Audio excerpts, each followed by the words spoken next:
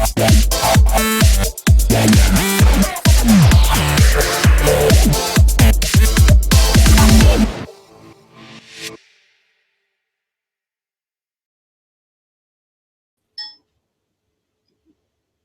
you ever thought about what the missing ingredient might be in your diet plan? It's a good question because there's so much information out there and so many different ways that you could address it. And today I've brought in an expert for you. His name is Dr. Greg, and he's going to give us some information from his book, New Mind, New Body, and share a little bit about that, about his own journey and what really helped him and helps the people that that he works with. And I just want to give you a little reminder before we get right into our segment, is to visit pauladandrea.com/RYLTV, and you'll get a great gift from me, and also put you on our guest list so that you're in the VIP seat all the time, knowing when we have new guests and the information that's coming your way. So sit back, relax, and enjoy a great conversation with me and my guest today. And that is Dr. Gregory Brown. And he has written a book based upon his journey and his findings. And let's give him a warm welcome. Dr. Greg, welcome to Rock Your Life TV. Thank you so very much.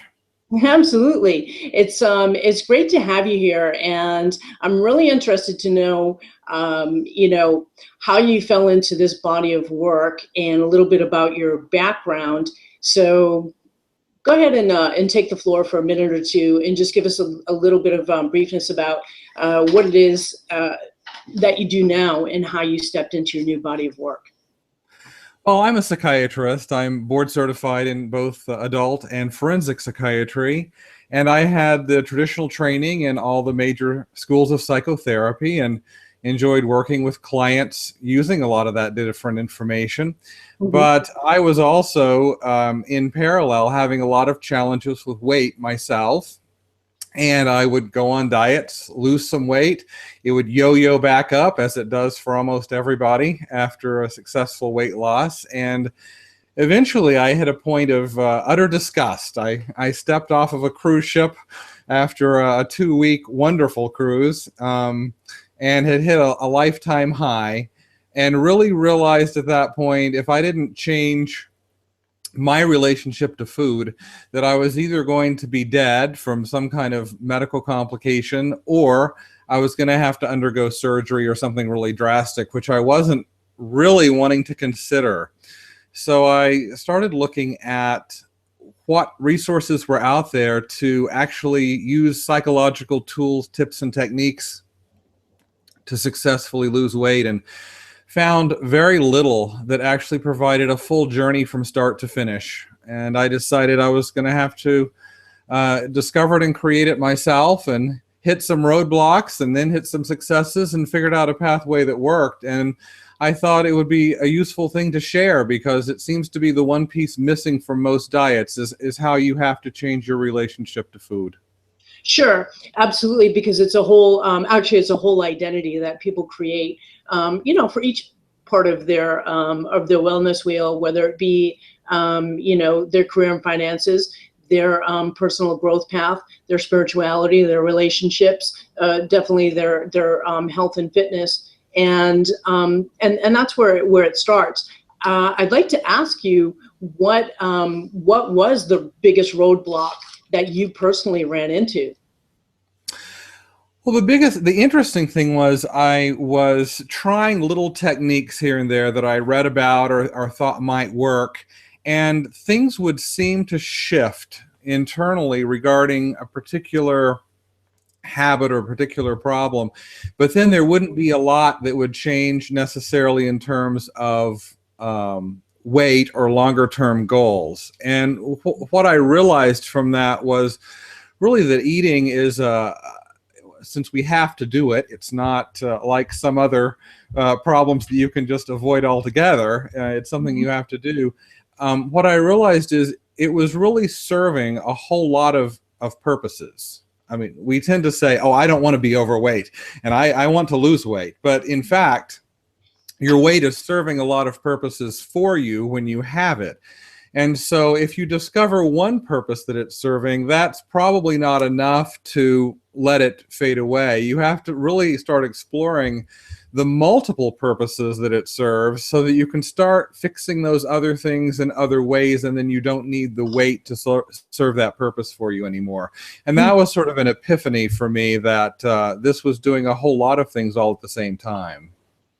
Sure, sure. And so, tell me, I don't know how deep you want to go, how transparent you'd want to be. So just get in there, because there are a number of different, you and I have similar path, you know, with my fitness background, wellness background, and then bringing in a step further, bringing all of that knowledge. And also the same thing is that, you know, I had a career of working exactly with clients like you, who were very successful, very intelligent in a lot of areas of their life. And then there was that one piece that they couldn't get, and that they cycled through. And it really goes beyond just exercising. There are elements that you want to look into. And I put together a program called FIT, and it's really is, you know, giving yourself the inner freedom, integrating all of these parts of you, making the transformation as you've done to go forward. And things like when people don't have a value for themselves that they keep going through. So in your expertise and your experience, I'd love to know maybe what are the top 3 things that you find people struggling with, really, that would be more of an inner cause and a root cause to why they go through these this yo-yo, these cycles of on and off. Well, I think the way it's very individualized to the person. I can speak to certain examples. I don't have a database of 10,000 to give the top 3 causation kinds of a thing, but I think one key cycle that goes through with a lot of people that I've worked with and a lot of people I've known is what I might loosely call a deprivation cycle, because I don't think it has a formal name. But people hit a particular weight loss goal. They're really thrilled to have hit it, and then they go to a restaurant or go out with friends, and the very food they liked the most calls to them from the menu, and there's some kind of internal dialogue that starts of, I deserve to have this because, and justification. The justification. And it's because even though they've hit a success point, there's a sense of deprivation that they've had to avoid this food that they really loved or craved. And so once that first kind of failure, if you will, or failure of refusal happens, then that internal dialogue just starts to build. You don't have to give this up. It's not right to be deprived. You should be able to enjoy this. And then as you do, of course, all of the other rules of the diet fall away really quickly because you've already broken that rule. So then it begins to be a snowball going down the hill that becomes a boulder instead of just a small snowball. So deprivation is one of, I think, the key drives under that. The second is people have an identity at whatever weight they have been accustomed to being at. And although it's exciting and delightful and wonderful to certainly lose 20, 40, 60 pounds and 4 or 5 clothes sizes, it's also threatening in some ways for people, because suddenly they're dealing with life situations that the weight may have helped them avoid in the past.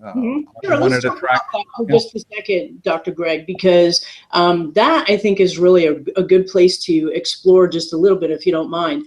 I've had that experience as well. Years ago when I was in my fitness, I worked in a weight loss clinic specifically.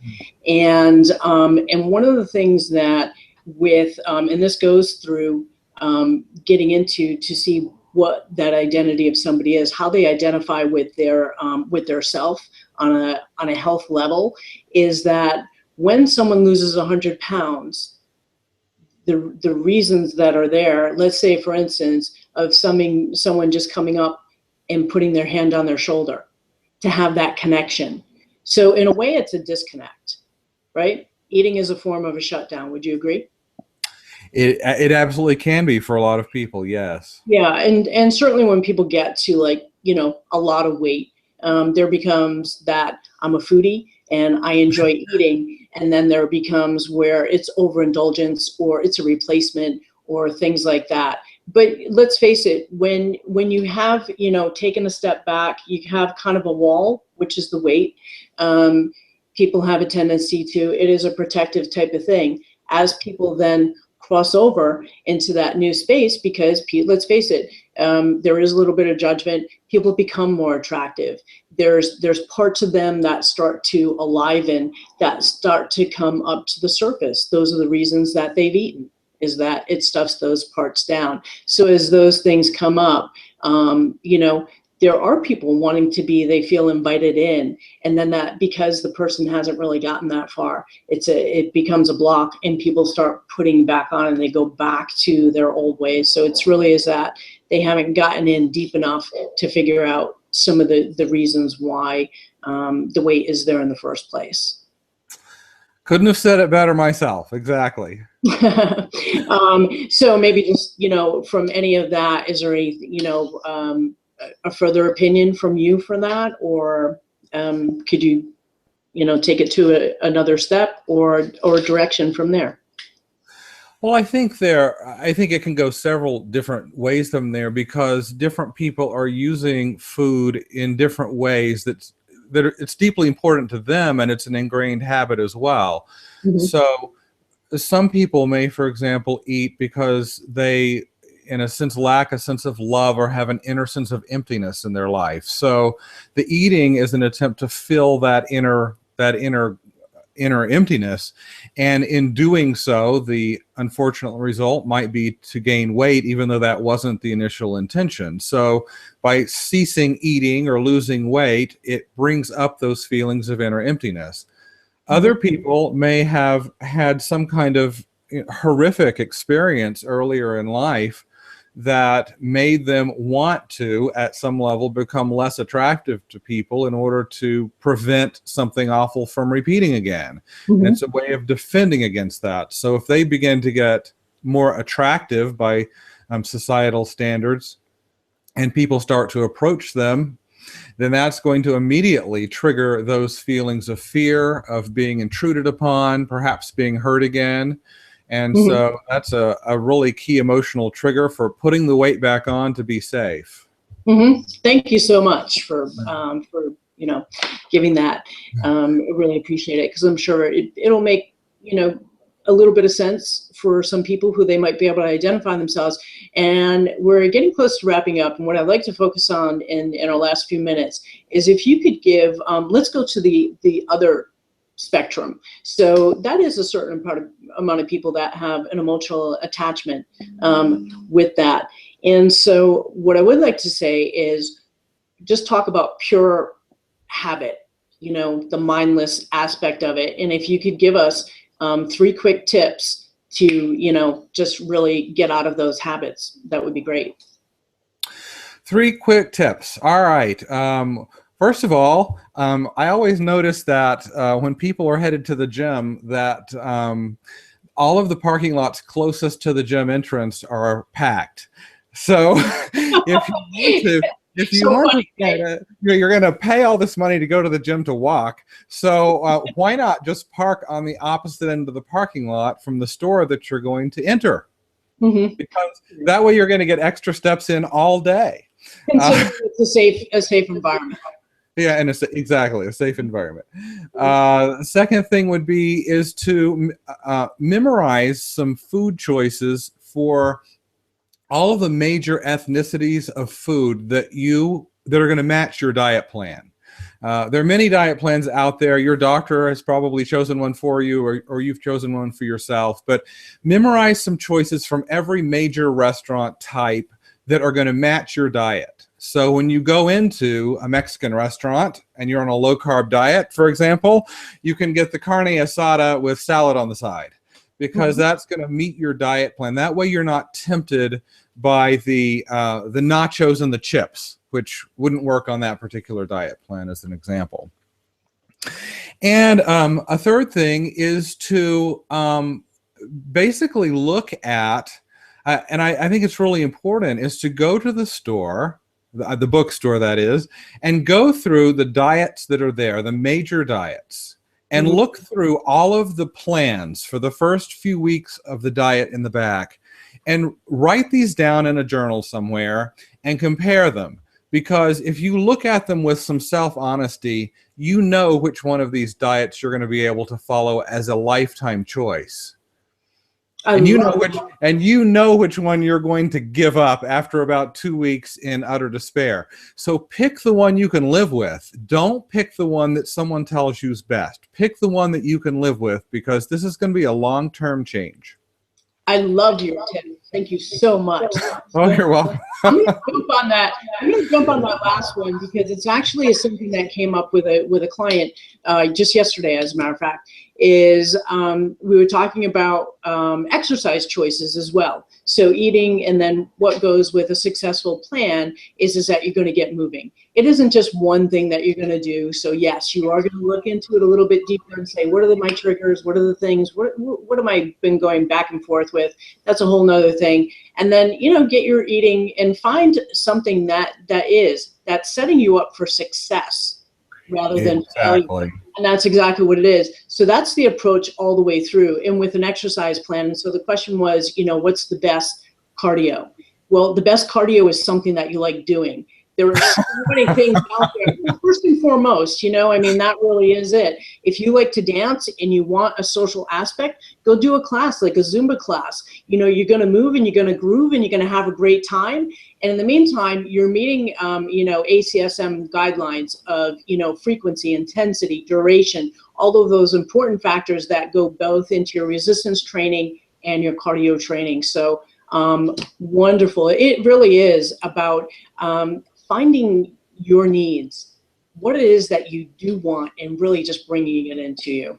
So thank you so much for rounding us out, Dr. Greg. Your information is fantastic. And by the way, how can people find you? Well, you can go to www.newmindnewbody.com. And that would be the easiest way to do it. And the email there is support@newmindnewbody.com. Awesome. And so we're going to be seeing your book, New Mind, New Body, in more bookstores as well, yes? Yes, indeed. Okay, great. So, and do you have any type of comparative recipes or something, or outline that people are going to look at besides someone else's book? I apologize. I'm not following that question. Your tip was, I was just wondering if you have any type of, outline or suggested food guides or anything like that at the back of your book. Your tip that you just gave was to look at, other books so that people could, I'm including you, I'm pulling you in. Okay, got it. My book is not a diet book per se. My book is a book that will help you follow any diet you've chosen to follow, because this is the inner guide to dieting, not the food choice guide. Having said that, the online program does include a series of recipes that my wife and I created that were successful for me, but those are on the low carb end, because that's the diet that works best for me. So yes, I have some stuff to help out, but the book is really designed to be that inner link to help you follow the diet of your choice. Fantastic. I love it. I love it. And I wish you every success continued with your own new mind and new body, and also the success of your business and your book. And I thank you so much for being such a great guest, of really bringing it up and rocking it out with us here on Rock Your Life TV. Thank you, Paula. Absolutely. And so that is the end of this segment for now. Again, visit pauladandrea.com/RYLTV so that you can stay in tune for more shows like this. You can also pick up the podcast of this, and just, there's things that as you listen through, as you watch through again, you're going to pick up another piece for yourself. And that's how this show can be so valuable to you as you look for your transitions and transformations in life. I'm Paula D'Andrea for Rock Your Life TV, and thank you for watching.